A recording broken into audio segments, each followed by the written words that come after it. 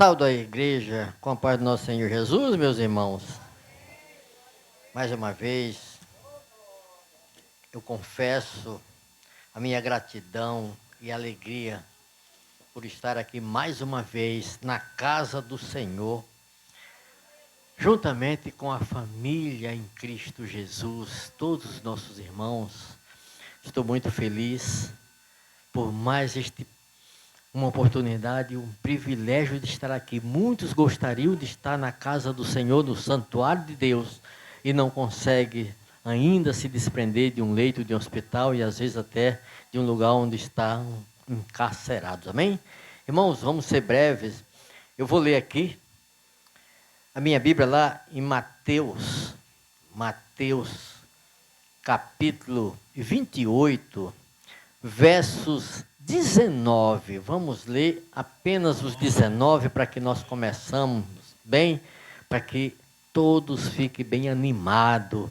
Vamos ver essa igreja, esse povo. Lembra, meus irmãos, antes de começar, lembra que os irmãos, quando estavam no mundo aí, vocês se olhavam no espelho, vocês viam uma pessoa feia, uma pessoa desanimada. Hoje não, depois que você veio para Cristo Jesus, você é uma pessoa bonita. É bom estar no meio de um povo bonito. O povo de Deus é todo um povo bonito por fora e por dentro, porque o coração fala tudo. Amém, meus irmãos? Vamos ler aqui para não perder tempo. Mateus 28, capítulo 19, diz assim: portanto, ide, ensinai todas as nações, batizando-as em nome do Pai e do Filho e do Espírito Santo. Amém, meus irmãos? A igreja pode sentar, por favor, dá glórias ao Senhor, meu Deus. Irmãos, nessa passagem nós podemos ver como Jesus, quando ele se apresenta, quando ele volta, que ele vem, quando ele ressuscita e ele vem, ele já chega e fala dessa forma aqui. Quando ele está indo embora, ele torna a recomendar aos irmãos, mas aqui vamos falar deste texto apenas, porque o versículo seguinte, o versículo 20, diz assim: ensinando-as e guardando todas as coisas que eu vos tenho. Meu Deus, isso aqui é muito forte, porque quando Jesus fala ensinando as coisas que eu vos tenho mandado, eita Jesus, eu tenho mandado, eis que eu estou convosco todos os dias, até a consumação dos séculos. Amém. Meus irmãos, quando Jesus chega, quando ele começa a falar, a gente já entende que ele chega no versos 18, ele chega aos discípulos, ele fala: é-me dado todo o poder no céu e na terra. Ou seja, quando Jesus está aqui levando, cumprindo a sua missão na terra, quando ele precisa fazer um milagre, assim como foi na ressurreição de Lázaro, ele já pede, Senhor, ele pede ao Pai. Mas depois que ele ressuscita, ele volta. Agora eu não peço mais o Pai, agora o poder está comigo. Agora eu não peço mais, agora eu mando. Então ele dá uma ordem aos discípulos: portanto, ide, ensinai todas as nações, batizando o Jesus em nome do Pai, do Filho e do Espírito Santo. Jesus, ele está dando uma missão para mim e para você. Jesus, quando ele fala com seus discípulos, ele manda: ide, levai o evangelho a todo mundo, para todas as nações. E você, eu te pergunto, Jesus disse isso por discípulo, para os seus filhos, mas isso se passa de geração em geração. E hoje essa responsabilidade, ela está comigo e com você. Você tem feito o ID do Senhor Jesus, meu irmão? Você tem feito o que Jesus ordenou? A grande comissão. A quem foi confiada a grande comissão? A todos os discípulos. Está lá em Atos 1:8. Amém, meus irmãos? Onde a grande comissão deve ser cumprida em todo o mundo. Jesus já falou. De que forma a grande comissão deve ser cumprida pelo ensino e batismo. Ou seja, nós temos por obrigação, por ordem do Senhor, temos a obrigação de ganhar a alma para Jesus, ganhar a pessoa para Jesus, assim como Jesus disse a Pedro, a Simão Pedro: agora vocês eram pescadores, hoje, daqui para frente, vocês serão pescadores de homens. Então, quando ele fala, ele nos ensina, ele manda. Vocês veem como é possível cumprir a grande comissão pelo poder do Espírito Santo. A nossa obrigação, meu irmão, é ganhar a alma, é ensinar, é preparar, batizar, preparar e enviar. Agora você está batizado, meu irmão, agora você está apto para você começar o seu ministério. Vai fazendo a tua missão, cumpre a tua missão aqui na terra, busca, ganha almas para Jesus, traz, apresenta para Jesus, que aquelas pessoas estão precisando. Aí a gente vê aqui, meu Senhor Jesus, onde devemos ir para servir? Por todo o mundo. Mateus 28, 19. Atrás das ovelhas perdidas, para a vinha do Senhor, para as ruas e becos. Devemos ir, irmãos, para as ruas e becos da cidade, andar pelos caminhos, pelas estradas.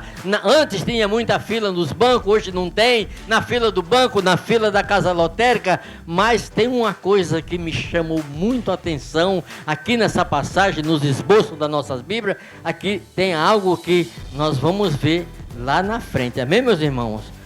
Para a nossa própria, olha, meu Deus do céu, para a nossa própria casa. Oh, Jesus, vá e faça o mesmo como o bom samaritano. Irmão, às vezes a gente sai gritando na rua, chamando o vizinho, chamando a pessoa que a gente encontra, e às vezes nós esquecemos do meu irmão de sangue, do meu irmão, do meu sobrinho, da minha irmã. Às vezes, quantas pessoas estão aqui e a sua própria mãe, o seu próprio pai, o seu tio ainda não aceitou a Cristo, porque você ainda não teve oportunidade ou até esqueceu de chamar.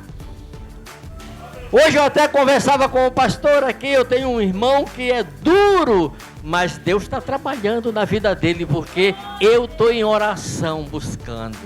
Então, quando a Bíblia, quando Jesus manda, quando Ele dá essa ordem, Ele dá para todos nós que a nossa missão é ir buscar, é preparar, é ensinar, né? E depois enviar para fazer a obra. Essa é a grande missão. Quando a gente lê, mas aqui nos esboços a gente vê também, nós podemos trabalhar para Jesus? Sim, irmão. O Senhor é o nosso, né, exemplo no serviço. Ele indica o campo de trabalho. O que Jesus diz? A ceifa é grande, a seara é grande, poucos são os ceifeiros. Amém, meus irmãos? Essa é a grande missão. Mas Jesus agora ele chega, a Bíblia nos diz que ele chega cheio de poder. Ele chega com todo o poder. Mas quando você lembra, lá, já foi falado aqui nesse altar, Deus está nesse negócio. Porque quando você falar, mas Jesus, ele está mandando, ele está ordenando, fazendo tudo que eu tenho mandado. Aí você pergunta, mas mandar por quê? Aonde, se eu não quiser ir? Aí eu vou te dar o exemplo. Quando você, mas ele diz que ele está por todos os tempos, junto comigo, junto com você, porque o amor de Cristo, ele é único, ele é o maior de tudo. Então eu vou te dar o exemplo aqui, quando você lê lá em Jonas, lá no capítulo 2, o que acontece? No capítulo 1, Deus dá uma ordem a Jonas para ir a Nínive. Jonas pega, eu vou fugir da presença do Senhor. Você consegue, meu pastor, fugir da presença de Deus, que Ele é onipresente em todo o mundo, no céu e na terra? Oh, Jesus amado! Jonas então tenta fugir e vai embora. De repente a gente vê, quando você lê o 2, você vê o que Jonas fala. Ele diz: eu clamei a Deus, eu estava no ventre do inferno, mas eu clamei a Deus e Ele me ouviu. Então aquele peixe trouxe Jonas de volta. É como se fosse aqui o Chico de Deus fugindo, e aí depois que o peixe vomita, e Deus quisesse perguntar para fazer uma piada, e dissesse: e agora, Chico, você vai fazer o ID do Senhor? É essa que é a situação, porque Deus, Ele não pede, Ele não pergunta, Ele apenas manda. Vocês estão autorizados a ir fazer, né? Levar o Evangelho a todo mundo, a todos os becos, até os confins da terra. Então vamos buscar, vamos procurar. Muita gente fica: mas eu só vou para a igreja porque eu chego lá e eu não tenho uma oportunidade. Meu irmão, a tua oportunidade é chegar na igreja andando, olha, com saúde, é você poder voltar para sua casa com alegria, é você poder gritar o nome santo do Senhor, é você cumprimentar o irmão, é você louvar, é você cantar e glorificar o nome santo do Senhor. Então aqui está o exemplo. Deus pune Jonas, porque ele é desobediente. Mas aí você fala: então, pastor Chico, qual o bom resultado? O bom resultado é quando você volta a sua Bíblia todinha no Velho Testamento e você lê lá em Gênesis 12, quando Deus chama Abrão. Presta atenção, meu irmão. Deus chama Abrão. Ele não chamou Abraão. Deus chamou Abrão para uma grande obra, né? Para uma grande missão. Ele diz a Abrão: sai da tua terra, da tua parentela e vai para uma terra que eu o mostrarei. Amém? E ali aonde ele fala, onde todas, né? Todas as famílias, aqueles que te abençoarem, eu abençoarei. E aqueles que te amaldiçoarem, eu amaldiçoarei. E todas as famílias da terra serão benditas pela tua, né? Pela tua família, pela tua bondade. Ainda manda contar estrelas no céu, areia na beira do mar. Essa é a grande, né? Então você tem a marca da promessa. Você é filho, meu irmão.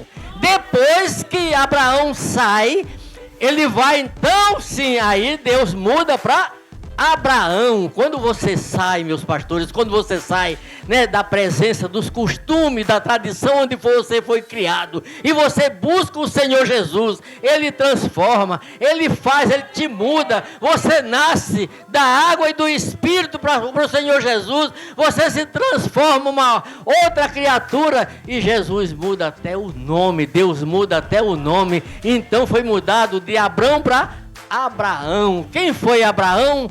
O pai da fé. Quem é Abraão? Então você vê o exemplo da obediência.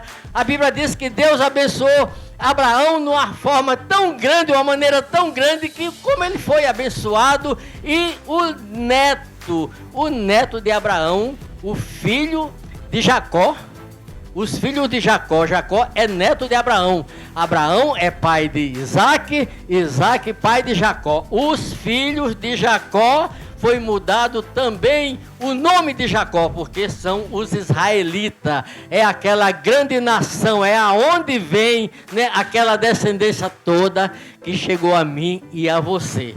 Então Deus, Ele abençoa quem obedece, mas Ele pune quem desobedece. Quando você não vai, eu vou ficar em casa porque tá chovendo, essa chuva aí vai engrossar, eu não vou na igreja. Meu Deus do céu, vem, meu irmão, porque Deus tem algo muito maior do que você pode pensar ou imaginar para te dar, e dar para mim e para você. Então, quando fala aqui, temos que ir aonde? Na nossa casa, buscar na nossa casa. Meu Deus do céu.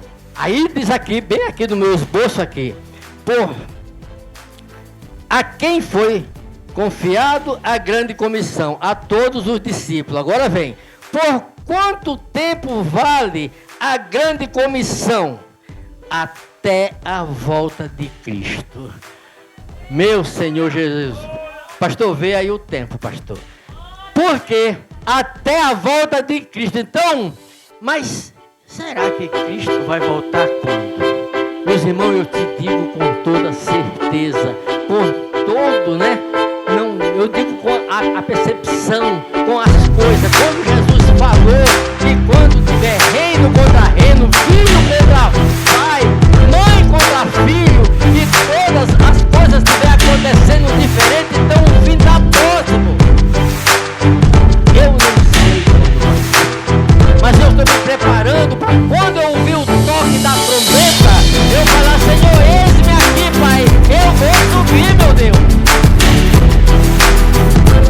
Porque até a consumação do século, até que Jesus volte, então aí que eu falo a você, aí é hora de aonde ir na nossa casa, chamar os nossos parentes, chamar a nossa parentela, chamar os nossos vizinhos, falar: vem, porque as coisas podem estar acontecendo. Fala também em outras partes também que igrejas vão começar a fechar, daqui a pouco não acham pastores do céu. Eu fico triste, já fiquei sabendo quantas igrejas estão fechando.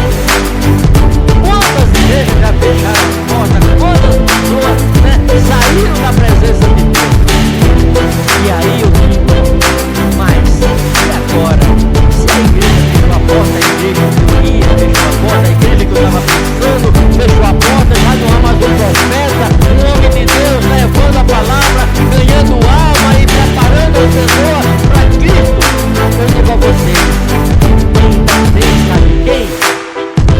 Os Noés da última hora. Está na última hora. Vai nos Noés que ainda tem tempo de você entrar. Tem os Noés da última hora, meu irmão, porque eles são missionários, eles fazem missões para ganhar. E tem também a Catedral da Fé, das Assembleias, ainda está aqui pelo milagre e pelo poder de Deus.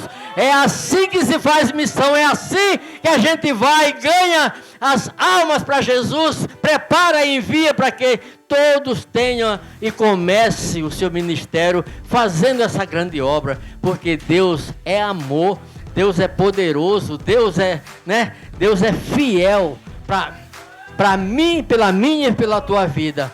Quando Jesus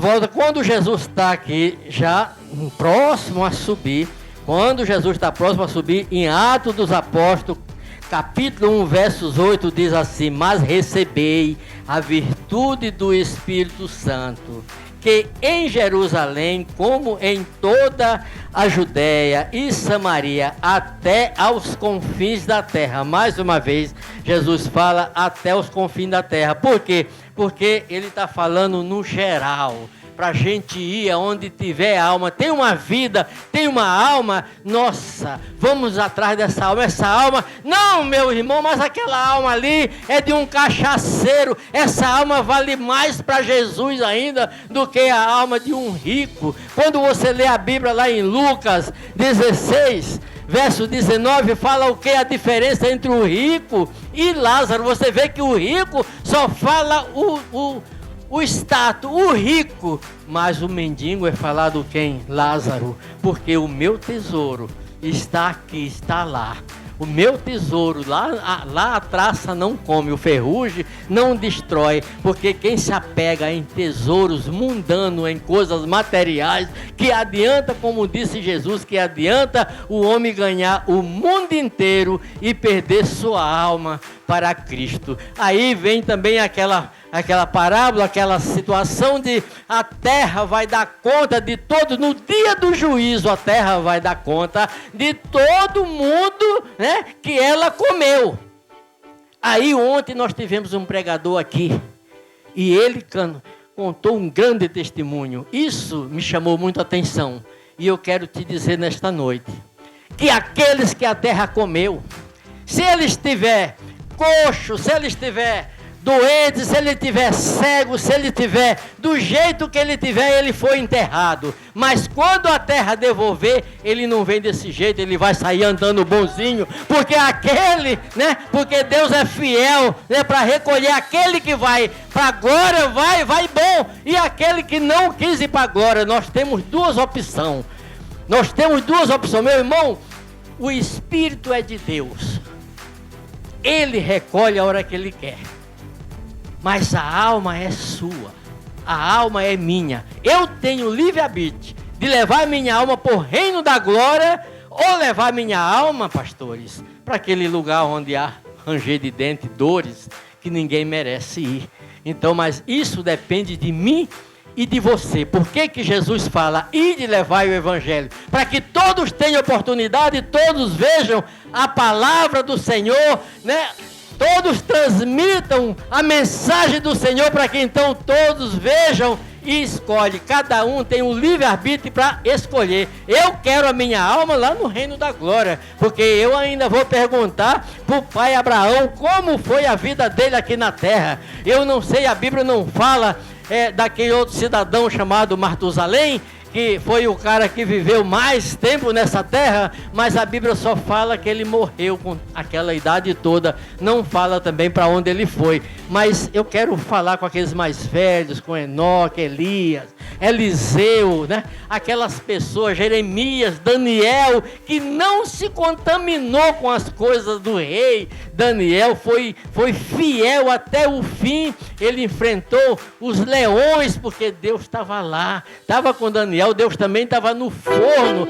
Deus converte, pastores, Deus converte até Satanás, porque naquela passagem onde fala de Sadraque, Mesaque e Abednego com o rei Nabucodonosor, eu creio que aquele rei ali representava quem? Satanás, e ele assina um decreto que o Deus de Mesaque, Sadraque e Abednego era o Deus mais forte da terra. Então até ele se dobrou, porque Deus dobra quem ele quer. Ninguém foge do poder de Deus, ninguém faz o que quer. Se Deus quiser, ele traz. Se ele não quisesse Jonas, ele tinha deixado Jonas para lá no ventre daquele peixe, mas ele queria. Eu te digo desta noite, você é muito importante para Deus.